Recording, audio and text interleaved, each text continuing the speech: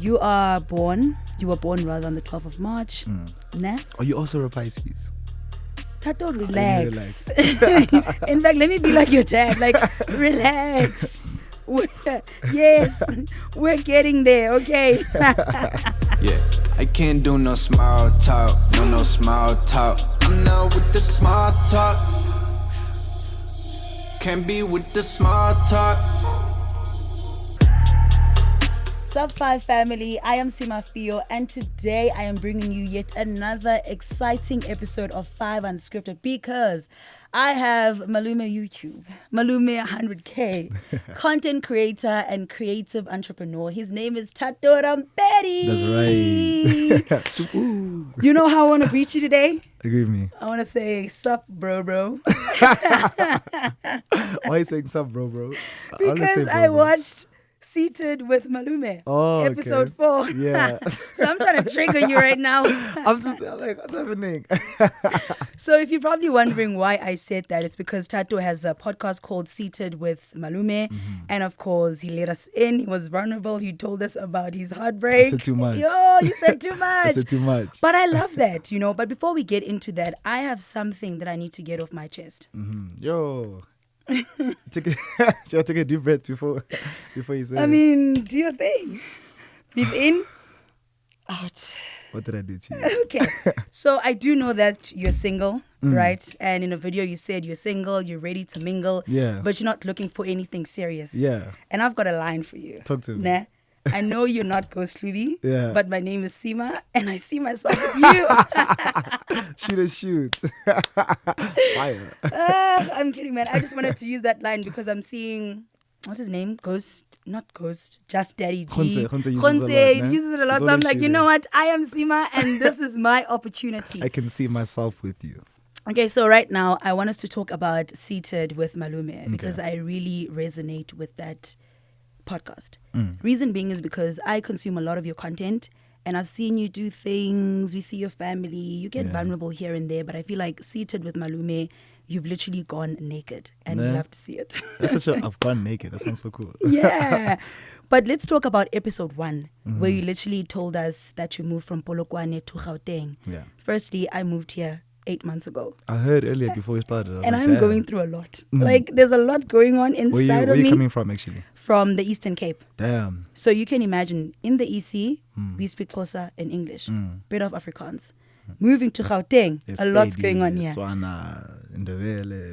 People look at me and they start speaking their languages and I'm like, I'm not sure what's going on here, right? But one thing I'm very intentional about is learning other people's languages because I need to survive. And I think it's really interesting to be multilingual.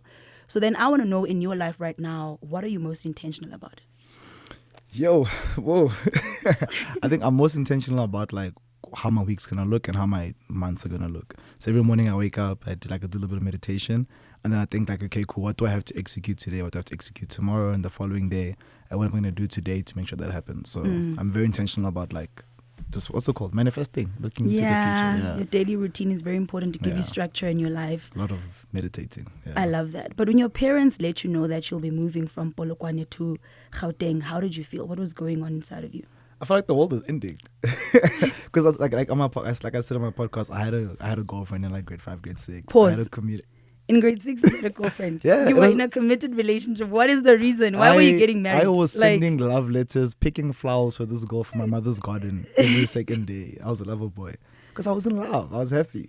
Grade 6, Thato. I think everyone was doing it, so I was probably just peer pressure. Well, you are a Pisces man, so I mean... I don't believe in star signs. You don't believe in star signs? No. Why not? I just enjoy, just full stop. It's just not your thing? Yeah, I think I just have shame. I do. I just never I haven't given them much attention or time. Yeah. Okay, that's cool. And I feel like, why are you judging me based off my star sign? I was just born in that month. But I know there's a whole... It's okay. We'll talk about that a little later on. But I know for you, like grade 7 was the worst. Yeah. And our 5 family may not know why, so please let us in. Yeah, so basically I was born and bred in Polokwane, Limpopo, and then my mom and dad both got jobs this side in Johannesburg. So we had to move to Joburg, and they pretty much told us like a month before we had to leave. So in the month, I had to like basically say bye to my friends. Luckily, the school year was ending, but so I was saying bye to my friends, and I had to basically leave what I had known for the past 12, 13 years. Yeah. So it was just like a big change for me. And like everyone spoke about Joburg like it was a scary place. Like there's like highways and there's big roads and there's like more than 2 lanes. So I was just really like, whoa, like, what am I gonna get myself into? And like people were saying Joburg is really, really white as well. And like where I was coming from in Polokwane is like everyone's pretty much black and there's like the occasional Afrikaans people here and there, especially in my school. So I was just there like, yo, am I gonna fit in? How's it gonna be? I'm moving to this area called Bedford View, which is like really, really white. So I was just there like, yo, I was going through a lot. Yeah. So in grade 7, you went through a lot, right? Yeah. Bullying, you Yeah, felt, a lot of bullying. you know, isolated, and you didn't want to. You felt alone. I was alone. It wasn't nice because in my primary school, I went to this new primary school and the primary school finishes with grade 7, right? So I'm getting there in grade 7. So everyone knows each other. Everyone's got their friendships. Everyone's solid, and I just knew no one. So it was a scary place, and I was just anxious and like, weird. Yeah. But at least not grade 7, but rather high school was so much better. Yeah. And it's also because you met these 2 gents who are still your best friends right now. Yeah. What are their names? Aiden and who? Aiden and Manny, yes. Aiden and Manny are my 2 best friends. I met them at around grade 10, and then we've been boys ever since. Like, and they're starting families. Like Aiden has like 2 kids. It's so crazy. Manny's like pretty much getting married very soon. And it's still like, damn, guys, what's the rush? Yeah. So you guys are lover boys. Yeah, I taught them how to love because I've always loved. I was about to say you didn't help them get their potential wives. I did actually. So I introduced Manny to Brittany. Okay. He's like fiance to be, and then Aiden and his baby mama. They like, I was there. I was wingbanging. I didn't introduce, but I was, I said, look at Aiden, he's so nice. What a nice guy. You know what I'm saying? Yeah. And that's what you do best because you used to do that for them in high school in any case. Yeah. But you know what? High school, as I'm saying, was better than primary school. And even though there was a lot going on, still a bit of bullying here and there as a black kid surrounded by a lot of white people. But I mean, what do you think you could have done differently in that situation? Honestly speaking, I don't think I changed much, I don't think I changed much like in high school because it's like I could easily have been like vocal and like spoken about what I was going through, but that would have just isolated me even more because it was like would have been me against so many people. So I think, I don't think I would have changed much. I think I would have just gone through it and then do what I'm doing now and like speaking about it and stuff because that experience shaped me and it's like it helped me see like the world for what it is. Yeah. Yeah.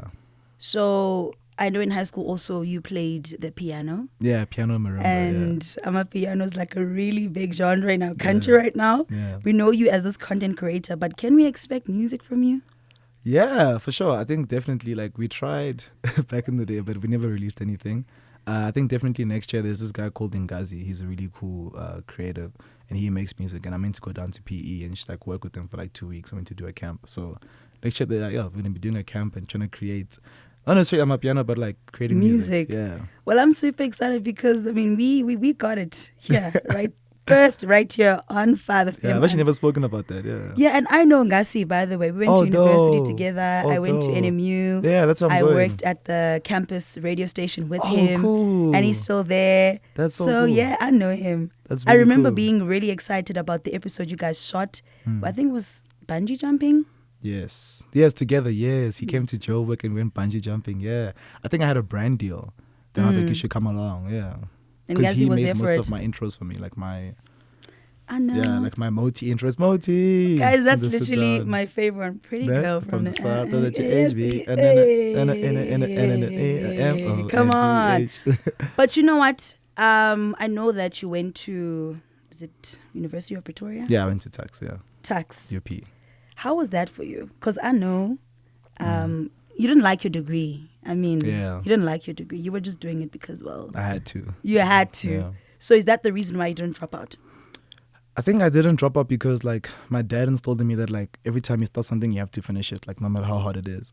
So with the degree thing, I wanted to drop out like maybe over 20 times, but I was like, I've started this thing, I have to leave. So my mom would always be like, yo, change, go do like something that you like you really like music, go into the music space or go into the commerce space because you like accounting and finances. And I was just still like, I can't disappoint Papa, I need to finish this engineering degree. So yeah, I didn't drop out because like I had to do it because my whole life he was saying you have to be an engineer. So I was like, okay, cool. Let me just be this engineer. I feel like that's what I'm struggling with right now in my life because I studied psychology, but then I left in my third year. Okay. The reason why is because I felt like I wasn't going to be able to give it my all, and I wasn't going to get the marks I need to get into honors because psychology is very competitive.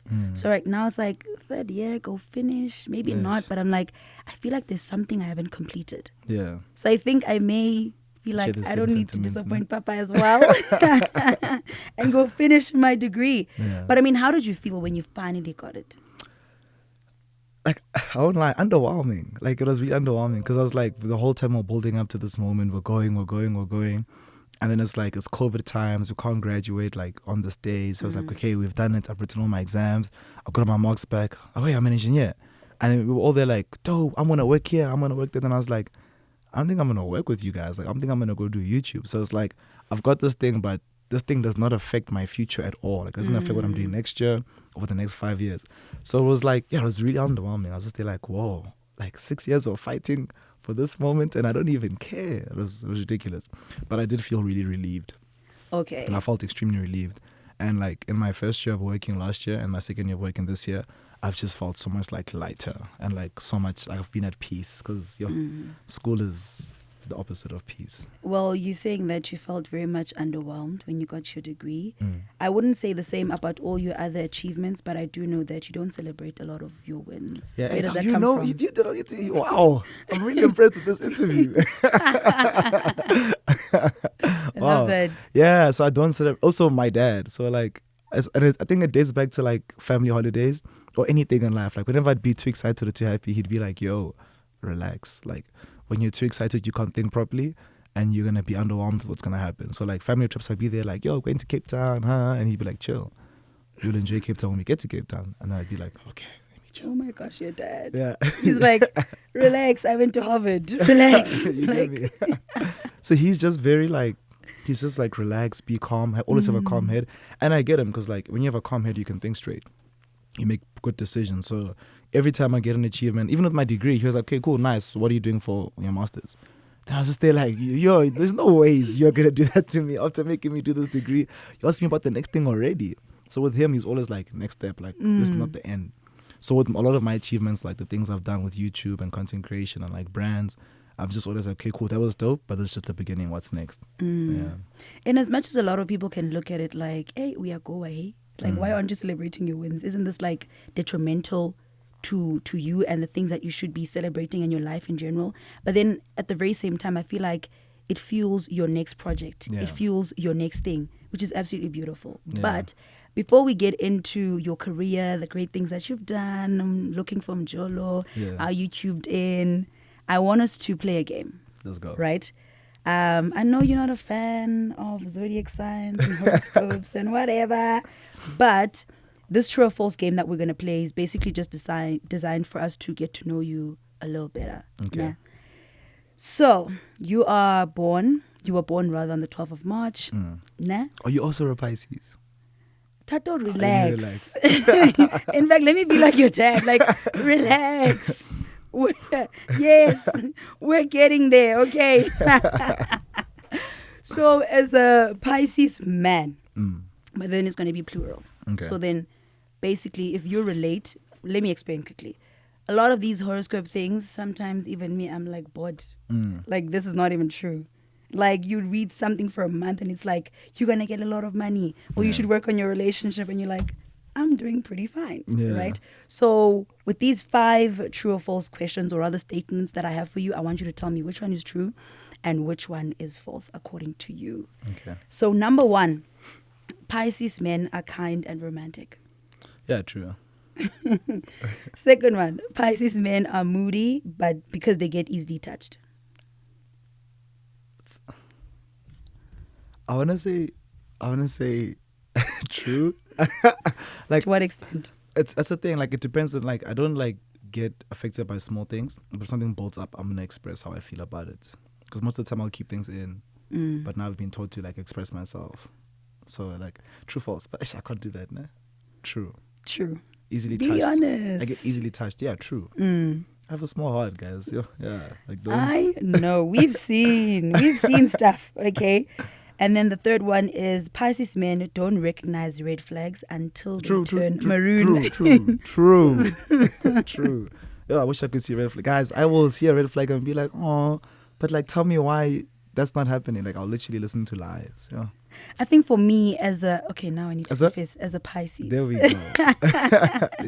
That's the thing that really scares me about Johannesburg, because I came here, even now that I'm here, everyone is like, oh my goodness, you need to watch out. Yeah. And I feel like, hey, I'm too pure for this place, hey? Yeah, the way you're describing yourself, I think you are. Yeah. Like, right? Joburg is dangerous. You. Yeah. Like, because this was my first year, like, being, like, single and, like, being a bachelor. And, like, I saw that, It's dangerous. not everyone's there to love you. Not everyone's there to love or care for you. Yeah. And then the other one says, Pisces men bear grudges. They find it difficult to forgive those who wrong them. No. I forgive. Nah. I forgive. Shame, I forgive. And that's a bad trait of mine. It's a really good one. But I forgive, but I don't forget. So it's like, let's say we have an encounter and you treat me a certain type of way. Let's say I'm like, hey, I need advice on something. And you say you don't give advice. I'll be like, I might be upset. I'll forgive you for not doing that, but then I won't ask you again. That's a really bad example. But my point is that, like, if you do me wrong, I'll forgive you, but I won't forget that you did me wrong. So my encounters with you in the future, like, I'm going to remember. You're going to have certain reservations. Yeah. Like, especially when it comes to opportunities. Because I work with a lot of YouTubers, a lot of creatives. So when they do something wrong or snarks, I'll forgive them. But then, like, when an opportunity comes, they won't be the first person that I push forward. I know exactly what you mean. Okay, I cool, relate to 110%. Because the thing is, if you give someone an opportunity, right, and then they mess it up or they don't take it seriously, why would you bring something else to the table? Again, you you cannot didn't. trust them. And then people expect us to move on just because they apologize. Aware, Mara, no. Yeah, that's not how life works. Yeah. Because you're also embarrassing my brand if I put you forward. Yeah, no. Imagine Rampedi Media. What are they doing? No, they're like, Thato recommends, they have numbers, but they don't know how to work. No work ethic. Yeah. And then now the final one says, Pisces men are lazy, but they love washing dishes. Why is this like? So let me tell you something. So I'm lazy, yes, for sure. I'm definitely lazy. I don't know about the dishes, but I'm trying to think: do I hate dishes or do I like? I rather wash the dishes, but I won't cook. Let me tell you this: you don't want to wash the dishes when you get home, and Lebo doesn't like that. Let me tell you this. Lebo doesn't like that. You need to stop it. Like, wash the dishes, okay? No, we've got a system. Are you following the system? Yeah, more than he is. Well, we'll take your side because he's not here. I'm here, right? yeah. And the whole point of me playing this true or false with you is mainly because we share a birthday together. Oh, you're the March. Yes, oh, dope. yes. But you're 90. Okay, cool, nice. Yeah, so I remember seeing this on Instagram. I was like, oh my gosh, I love Thato so much, and we share a birthday. That's so cool. Yeah, so now you know. That's the whole point. Because you've been trying to get it out. And I was right from the beginning. Yes. But what did you do? Yes. You gaslit me. I guess I'm a good liar. Nah? Yeah. So maybe you'll be fine in Joburg. Hey, maybe I'll be fine. Maybe I was lying to you this whole time. Maybe not that good. Now, I want us to talk about your career, you doing YouTube, and everything else that you have achieved, because you're doing really well for yourself. Thank you. And one thing I love about you is the fact that you actually set yourself up for success by just starting YouTube. You don't know what it had in store for you. Yeah. But every day, it's honestly unfolding. And I think every day is an affirmation to say that you're exactly where you're supposed to be. Thank you. Wow. So now let's talk about how you got into YouTube, how you got introduced to the space. Yeah, so we were going on a trip to like Mauritius with like the family. Look at you going to Mauritius. Love it. My parents worked hard. Philosoph. So we were going, and then my sister was like vlogging. So she had a camera up and she was vlogging, talking to the camera. And then my brother and I were like, what is she doing? And then she explained to me, okay, cool, there's this thing called YouTube. There are these YouTubers. There's like Jake Paul, there's Logan Paul, there's these different people. And I watched and I fell in love with them like same time. I was like, yo, I want to do this in South Africa. I want to be the first person to do this. And when I started, I thought that, okay, cool, I'm not the first person. Yeah. But I still fell in love with it. Like, I still kept going. I actually started by reacting to music videos. That was like the first type of thing I was doing. Or reacting to music videos. Yeah. And how did that go? It worked to get like traffic. So like Okay. I was a vlogger. I loved vlogging. Then I saw people would get like gang views for music videos. So I would time. Casper would drop a music video. Then I'd react to it like an hour later and drop it same time. And then we'd grow together. Because like if you're searching Casper's music video, the reaction might pop up. And then from there, maybe like 10%, 5% would go and watch my other content. So I did it as a means to grow. Not that I was really passionate about music like that. I love that. But then at what point did you find your voice in the YouTube space? What is your voice in the YouTube space? Like when did I find my thing? Yeah, your thing. Because I mean, you do a whole lot, but I'm pretty sure at some point you were like, you know what? This is the content that resonates with me and my audience, and this works. Yeah, I think it was my weekly vlogs, like my 3rd year or my 4th year. Every week I was vlogging like my whole week, and I'd post, and then I'd like basically do that every week for like months. So I think that helped me grow a community because people were seeing what I was doing on a week-to-week basis. And I think people's affirmation, like, yo, this is so cool. I do the same thing. I relate to this. I was like, yeah, man, I'm actually touching people. People are being entertained by this. So yeah, maybe I could be a YouTuber. Maybe I could be a full-time YouTuber. And then that's when the dream of being a full-time YouTuber started. And then now, when did you start taking YouTube seriously? You're like, okay, cool. Like, yeah, let's rock. Let's do this. In like a business sense, like a money sense. Cause I've always been serious with like YouTube. Like everything. Really? From the onset? Yeah, like when I started for fun, but like within like 2 months, I was like, yeah, I need to take, like I was always consistent. I was posting pretty much once a week minimum, sometimes 4 times a week. Always coming up with new shows, always doing new vlogs, sit downs. I was always like testing out new products on YouTube, like going live. So I'd say I've always been like serious. I've always had that is so beautiful. Work ethic, yeah. Because sorry to interject there, but like the reason why a lot of people start YouTube channels and they just end up nowhere is because people struggle with consistency. Yeah. So to know that you've been consistent from the time you started, that is absolutely beautiful. There was a point, like I think for 2 years straight, there's 52 weeks in a year, né? Yeah. I don't ask. There's 52 weeks in a year. I think within that, let's say in that 1 year, I'd probably drop like 80 videos. So like I was posting a minimum of once a week. So every time I do like workshops with people and they ask me like, how do I grow? I'm like, yo, be consistent. Not because having many videos will help you grow, but like if you're creating consistently, you're consistently learning how to edit, how to shoot, how to get like your angles properly. You're learning new equipment. You're learning that Canon gives you this, Sony gives you that, this gives you that. You learn how to speak to people. You improve the way you speak. I still speak fast, but I used to speak really, really fast. Now I'm still fast, but I'm a little bit slower. I can think better. I can like have a conversation easier. And it's because of the consistency. So yeah, consistently do so you consistently learn. I love that because not only do you preach about consistency, but it's your life. Like you're honestly consistent. And I think a lot of people look at you right now and they're like, he's just lucky. He just blew up. They don't know half the work you put in. Yeah. But how do you feel when people say stuff like that? Shame, I don't lie. It's not nice. Like other people say like, I don't read the comments. I read the comments. I'm active on Twitter, active on social media. So I see everything everyone says. And there'll be moments where I'm just there like, yo, damn, is that what you guys think of me? But then because I know myself, I'm like, damn, but I'm like, I know I'm not that, so that's not going to affect me. But I'm just there like, wow, why would you have that perception of me? Yes. Yeah. But then with your YouTube channel, why did you start collaborating with other YouTubers? I think because I was told to, because like I was on YouTube and I would always collaborate with my friends and like people I was seeing at the time and like just whoever I was vibing with. And my friend was like, yo, bro, why don't you do this with other YouTubers? And I was like, yo, I'm so scared of a YouTuber saying that like he made me, like I made Thato Rampedi. So I shied away from that. And then people said like, yo, bro, you love bringing your friends together and all these people together. Just go to YouTube and bring the community together too. So I started pulling people that I was like aspiring to be like. Like I remember when I was starting off, I used to really love Sibu Mpanza and OK Wasabi because they were working hard and they were getting really cool deals and doing cool things. So I asked them for collabs and they said, cool. And then from there, it will build. Then I fell in love with collaborating. I fell in love with just meeting new YouTubers because it's like, yeah, I'm seeing myself in someone else. But I feel like there was a lot of growth in you approaching other YouTubers, considering social anxiety. Because even for me, when it comes to 5 Unscripted, I've been like, I want to do it. Yeah. And then I watched Sita with Malume. Yeah. And I was like, you know what? I am going to send this email or I am going to send this DM and see what happens. The worst thing that can happen is a no. We move on to the next one. Yeah. And I got someone who said no. I said no? They said no and they charged me. Or someone else? Yeah, someone else. And they charged me 10,000 Rand to do 5 Unscripted. Damn. So they said we must pay 10K. Yeah. And then you basically said that's not going to happen. I was like, no. Damn. Was telling this person off. So before we move on, I do want to say that like you genuinely inspired me to take my next move.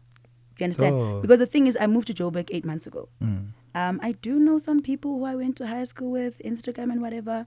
And every time people say, "Hey, Sima, let's link up," I'm like, I'm working and I'm chilling at home sometimes. Because the thing is, I'm so scared. Like, okay, yeah, we chat in the DMs, but like when In we real link life, up, how's it gonna be? Yeah. how's it gonna be? Is it not gonna be awkward? What do I do when it's awkward? Do I lie and say I need to go to work? So like, I've been struggling, and I'm like, you know what? Right now, this is my first step, opening up myself to the world and just meeting other people and other creatives. You know, so high five, man. High five for real. Yeah, we need to bring you into more of the community. Yes, I'd love that. Yeah. But seeing that you are bringing communities and people together, is that what inspired Are You Tubed In? Yeah, definitely. So with Are You Tubed In, it's like, for those that don't know, it's like a mini reality show that I did with a bunch of YouTubers. We all stayed together in Cape Town. And what that was like, we all planned the trip to Cape Town because I had done like 5 trips before that with other YouTubers that are like much younger and doing like much more controversial content. I was like, no, man, let me grab the older guys, like the oldies, and let's do this thing because they're more mature. They know money management a little bit more. They're not like rah. Like the younger guys, like, yo, we got kicked out of Airbnbs. I can imagine what Zile be doing there. Not even Zile, the other one. Zile's even better. Kibo just 30G, but he's better now. Okay, he's growing. He's grown a lot, yeah. So we were like, okay, cool, let's all go to one house. Let's all pay for our own accommodation and like go get like an itinerary. Let's go to like a cruise ship and whatever. Then I said, guys, I'm really trying to elevate my content. So can my collaboration with you guys please be a reality show? For you guys, we can do sit downs. I can be in your guys' vlogs, but I really want to shoot like a 4, 5, 6 part series where we showcase what it's like being a YouTuber. And they're all like, okay, cool, let's do it. And then, yeah, it basically happened. So I've always been doing these YouTube houses with people, but this was just showcased at like a high level. Yes. I saved some cash, got a crew, director, producer, yeah. Beautiful. By the way, everything, the quality, it was absolutely beautiful. Thank you. But I mean, stuff happened. A lot happened. You know, a lot was going on there. You understand what I mean? Yeah. In as much as you brought creatives together, and yeah, collabos were done, but I mean, there was a lot of commotion. Yeah, if anything, as much as I brought creatives together, I also pulled creatives away from each other too. Yes. Yeah, that's very true. Well, what we did pulled people away from each other. Yeah. It takes a lot to own up. Yeah. But I mean, how do you feel at the end of the day? What do I want to ask you? Let me put it this way. Like, how do you feel about the end product of Are You Tubed In, irrespective of the commotion, the fights, and everything else? Like the body of work? Yes. The body of work. I think for someone that didn't watch like reality TV growing up and didn't do much research or much planning or much scripting or like any scripting, I think it was a good piece of work. And I think it's like something that we can all learn from. Everyone from my team can learn from it. So I love it. I think it came out really cool. The last 2 episodes, I wasn't really happy with them, but then we had to like roll it out because we have been doing promo for months. And the team was like, nah, we have to release those episodes. And then, yeah, I think it's a really good learning curve for all of us. Can we expect a season 2? Yeah, so we're like really trying to get sponsorships and stuff because the show, when I did it, I basically used my own money. And that wasn't nice because it cost like 120, 140. So that wasn't nice to spend. So I was like, okay, if I'm gonna do the second one, because it trended everywhere on YouTube and on Twitter, I should get a sponsor. So we've been speaking to sponsors, trying to help them see the vision. But it's kind of tough. But like, I think it's just a time thing. Like, it'll come. And eventually you'll get there. And I just want to say, like, big ups to you, man, for taking the first step and saying this is what I want to do, and using your own money to get it done, and then you go out to sell it, and eventually someone is going to buy it. Do you understand what I mean? Eventually people will catch up, right? Just like how you're around to 2K. No, not 2K, 200,000. 200K, yeah. Yes. And we're super excited because people are catching on to your content. And what we appreciate a lot about your content is the fact that you're taking a lot of your time and you're putting in a lot of effort to make sure we get good content. Every time you're just trying to improve, and I just want to know what fuels that. I think, first of all, thank you. What you just said now, that was really nice. I want to say my dad again. We love Papa. We love Papa. So definitely my dad, my degree, and me just not being happy with where I am. Like, the guys I watch in America are like they stupid, like rich. You get me? And I want to be stupid rich too. So it's like, I see at the level that they create at, I'm not there yet, and I want to get there. So I just know where I want to be. So because I'm not there yet, I'm going to always create a new show, always try something new, always collaborate, always reach out, always do what I can to get there because, yeah, this is the beginning, something goal. Yeah. What happened to looking from Jolo? Because some of us are looking from Jolo, and we're not seeing it. We're not getting costed. So like, what's happening? also budgeting. Like we've got the whole pitch deck done, sent it out to many clients. No one's biting. So it's like, if it was up to me, I would have produced 3 seasons of Looking for Mjolo this year, and like maybe 2 more reality shows already since the first season. It's just too expensive to make. But my opportunities have been like picking up quite a bit, so I'm gonna save quite a bit, and I think I'm gonna do Looking for Mjolo out of my own pocket, just to give the people what they need. Give the people what they want. Yeah, and it's like, speaking about Looking for Mjolo, we're doing season 4. And it's like the twist. So it's like, it's very inclusive. It's very different. It's going to be quite like a nice piece of body of work to watch. Okay. I'm really excited. But now let's talk about YouTube Black being a part of the class of 2021. Yeah. What did that mean to you? YouTube Black, that was a big like affirmation. Like, because that's YouTube saying, hey, we see you. And we think that we recognize you. And we think that we can elevate you and uplift you and take you to like new heights. So them saying that to me was just amazing. Them giving me the funding that they gave me was amazing, because they gave us like all quite a decent amount of money, which is really cool. I just can't say how much. I wish I could. I signed. No, it's okay. But it was like a decent amount of money. Like it's money for the year.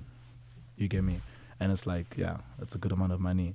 So like the money, the management, everything was overwhelming and nice, and it just made me feel like, yeah, I'm that guy, so I must keep being that guy. I must keep working, And it's cool, because with YouTube, I've been able to travel quite a bit as well, which is really cool.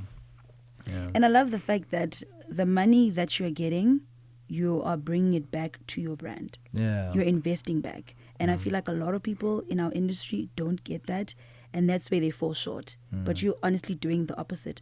And especially as a young person, we're getting to learn that from you. Yeah, sure, you bought a car, love to see it. Yeah, sure, you lost your phone at Groove, and the next day you woke up and you bought it cash. We're like, okay, Thato, okay. We love that, but then more than anything, you're showing us that you are responsible with your money. Yeah. So we're learning. That's right? Good. I'm happy. I'm also learning, guys. I also make mistakes. So now you decided that you're gonna do this as a living. Like, this is now your career. Full-time And it's job. your first year. Second year doing it. Second year? Yeah, so last year was my first year doing it. Really? When did you graduate? You graduate the following year to complete your studies. Oh, so okay. I graduated last year, but I had been done with my studies. So how is it? How are you navigating this thing? Being your own boss, doing your own thing? Yeah, it's tough. It's tough, but it's amazing. It's like, for me, the cool thing about my job is like, I have an idea, I think of something, and then I do it. And then it's like, it then materializes, and it's like, whoa. So I love that part of it. So because of that, it drives me to like keep going. But being your own boss, your own accountant, your own HR, sometimes it gets tricky, because it's like, if I don't hold myself accountable, who holds me accountable? My parents don't even know what I do. Like, they don't know my money like that. They just know what I do. So it's nice, but not nice, but very nice. Yeah. I get you. But it's more nice than bad. Yeah, because also Way there's a more lot nicer of than that. personal growth there. Let's talk about Rampedi Media. How did that come about? Yeah, so the way I've been working this year and last year was like just by like gut and instinct, not much structure or much planning. So my brother was like an economics graduate. I studied economy. Yes. Say for me. Economy. He studied economics. Okay, look at Which me. is He studied the economy. Okay, no, this is embarrassing. No ways. Because I was about to make a joke and say, are you one of those people who say management now? Now that you're struggling with that, okay. So he studied that, and he's a consultant now. This is his first job being a consultant. Yeah. And he was like, bro, I pretty much like do systems, and I see how companies operate, and I'm within corporate. And you're not doing what you're meant to be doing. Like, you're just going with the flow. So he came to me and said, let's start something together, and let's create structure for the way you work, like even more structure. And then we came together, created the structure. Then he was like, oh, you've actually been doing all these things that a company does, but you've just been doing them in your head. But it's important to have it on the laptop, have it on paper, have the structures, and have the systems all written down. So Rampedi Media was the start of structuring Thato Rampedi as a brand. I understand your lingo. You get what I'm saying? Yes. So we did that to structure me. And then from there, like, we've got goals, a whole lot of goals for next year. So like now I've built up my production team. So Rampedi Media does like, it's going to do consulting for agencies who basically links the brand and the content creator. At the same time, I want to go into production as well. So I've got like a director that I really trust, a producer that I really trust, I've got like someone that does my color grading, someone that does my editing. I've got like 2-3 DPs, and like I've helped that team work together on my projects, and I've given them like 2 or 3 projects somewhere else to do outside of me, and I'm just trying to like basically manage that. So it's a thing that we're trying, and we're trying to see if it's gonna be profitable and work, but it's just gonna we'll have to wait for next year to see, because we put it on pause for now. We're just using the company for me, because I'm not where I want to be yet. Yeah. But I believe in you. We believe in you. Thank you. Anything Thato touches turns into gold. So I mean, damn, let me touch myself. Oh my goodness. Now let's talk about you collaborating with brands. Yeah. What do you do to make sure that you are in alignment with the kind of brands that you want to work with? Yeah, so it's a values thing, if anything. So it's like, do I use the product? Am I familiar with the product? Have I ever wanted to use the product? Like, who's worked with the product, and how does this company like operate? Like, do they?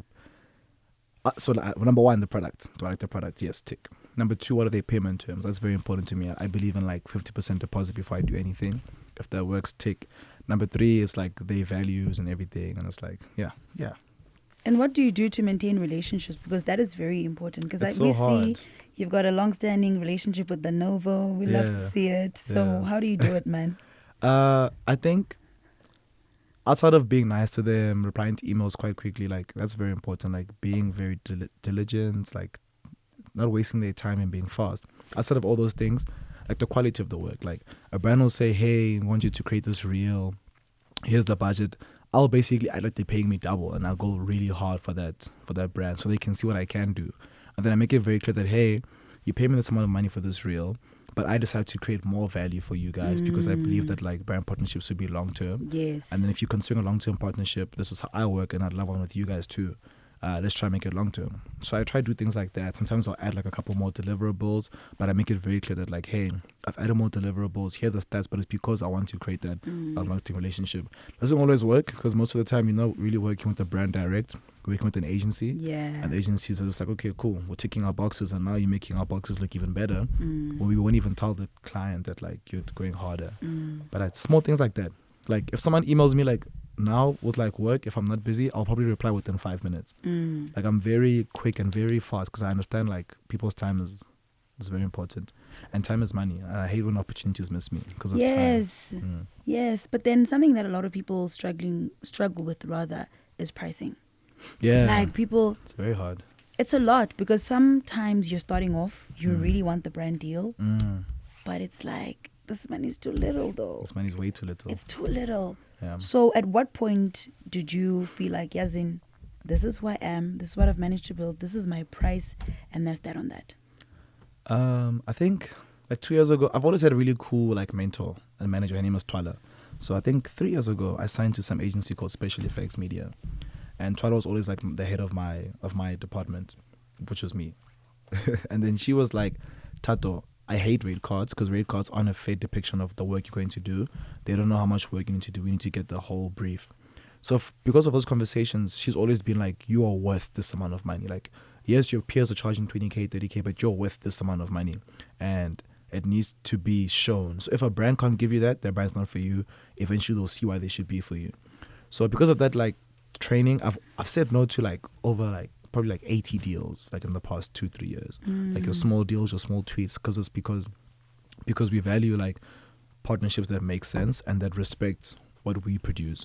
But before that, I'd always like get a deal and it'll be low, and I'd make it very clear to the brand that, okay, cool, you're asking me, you want to pay me 5K, but I'd usually charge 15K.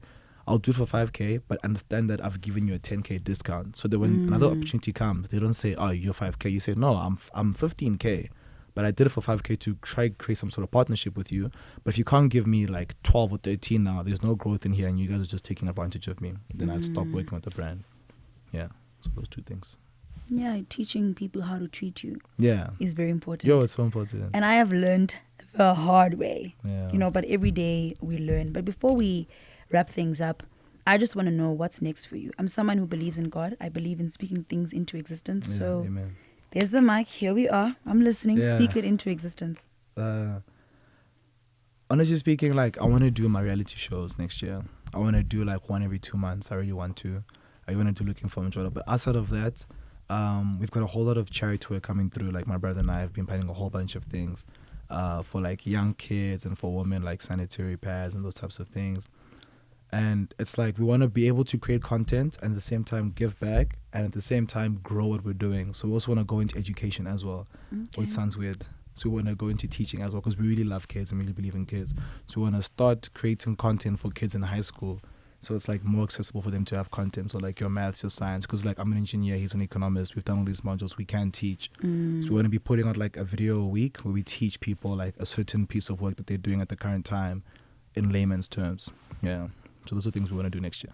Okay, looking forward to that. Yeah. One last game before we say goodbye. Let's do it. So this game is called If I Were. Okay. Right? So I'm going to be like, If I was the president. what would you do? Yeah. In fact, if you were the president, what would you do differently in this country that is South Africa? I definitely look at the education system. I look at the education system. I'd make it more accessible and more fair and put more of the money into the education system because education is the future. Because a lot of the time I've seen people it's not that people aren't capable of learning, they just don't have the information. And that holds so many people back. So yeah, education system. If you were a song, which song would you be? I'd be... we're not going to speak about it. Afterwards, level up. Level up. Yeah. Okay, cool. If you were a shoe? If I was a shoe, I'm a Nike. I'm definitely like a low dunk. Yeah. Yeah, like you're a that low gent. dunk, like, like a brown colorway. Yeah. Even now, I mean, are you shooting your shot somewhere? And then, if you were another YouTuber, obviously outside of yourself, which YouTuber in South Africa, would you be? I feel like I've got an answer for you. Can we say it at the same time? 3, 2, 1. Okay, Dennis. Wasabi. Oh, Okay. Nah, I wouldn't. I don't think I'd create like Dennis. I don't think we've got the same creating style. Really? Yeah, like he's really cool, but I'm more adventurous. I like trying new things. So with Wasabi, he'll do something. If it's boring, he moves on, does something new. Okay, now tell me, what's the last thing you did for the first time? The last thing I did for the first time, like the first time I tried something. Yeah. The last time I did that. Now you're buying time to think. What is it, You see what I'm Thato? doing? You said you're adventurous, okay? For the first,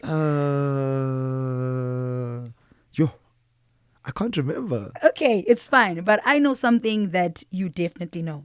Yeah. To wrap things up today, right? What do you want to tell a guy? Oh, dope. Nice.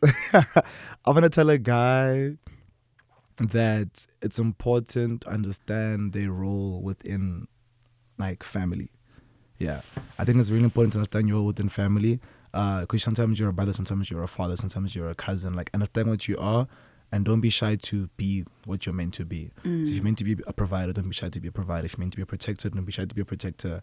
Yeah, definitely. I tell a guy, I love it. Tell a guy. But then, because you are a family man, you Yeah. love your family so much, you treasure them, I've got something for you. I was like, I'm enjoying this chat with you. And I was like, I know that in as much as I look up to you in the industry and I feel like you're really dope, but there are other people in your life who genuinely love you and appreciate you and they see you.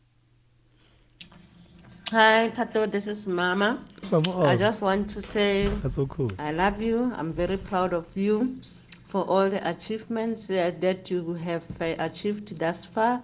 I've known you for quite since you were born. My whole life. And it's such an amazing, it gives me an amazing feel right now to know where you are in life and wish you the best in everything that you do.